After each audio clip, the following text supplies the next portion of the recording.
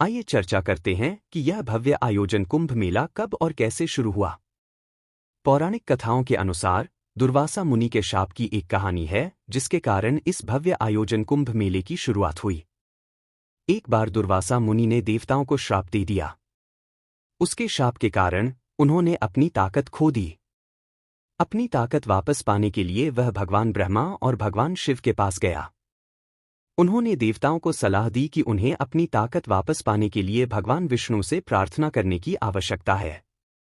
भगवान विष्णु ने उन्हें दूध का सागर मंथन करने के लिए कहा, जो उस समय अमृत पाने के लिए क्षीर सागर के नाम से जाना जाता था। यह उनकी ताकत वापस पाने का एकमात्र समाधान था, लेकिन यह कार्य उन सभी के लिए बहुत कठिन था।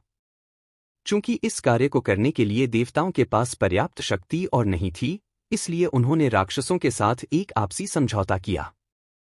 केवल एक शर्त पर उनकी मदद करने के लिए राक्षसों पर सहमति व्यक्त की गई। शर्त यह थी कि उन्हें अमृत का आधा अमृत उनके साथ बांटना था। मेरु पर्वत ने क्षीर सागर को मथने के लिए छड़ी की भूमिका निभाई और नागों के राजा वासुकी ने पर्वत के चारों ओर रस्सी का भूमिका निभाया। मंथन की प्रक्रिया के माध्यम से 14 वस्तुओं का उत्पादन हुआ। जहर, कामधेनु इच्छापूर्ति करने वाली गाय के रूप में भी जानी जाती है। उच्छहिरावस एक प्रकार का सफेद घोड़ा। ऐरावत एक हाथी जिसके 4 तुक होते हैं। कौतुभमणि एक हीरा। कल्पवृक्ष, देवांगन जैसे रंभा आदि। श्री लक्ष्मी देवी श्री विष्णु की भक्ति। सूरा शराब। सोम चंद्रमा। हरिद्नु एक दिव्य धनुष। एक शंख। धन्वंतरी अमृत कलश या अमृत कुंभ, अमृत का घड़ा।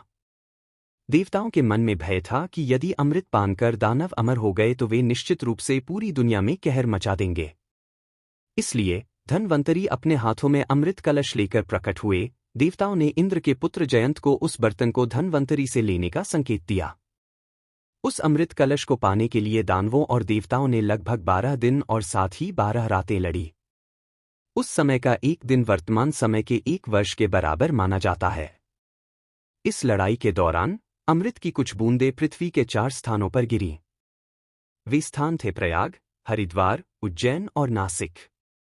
इसीलिए इन 4 स्थानों पर हर 12 साल में कुंभ मेला मनाया जाता है। यह कुंभ मेले की उत्पत्ति के पीछे की कहानी है। दोस्तों, ये कहानी आपको कितनी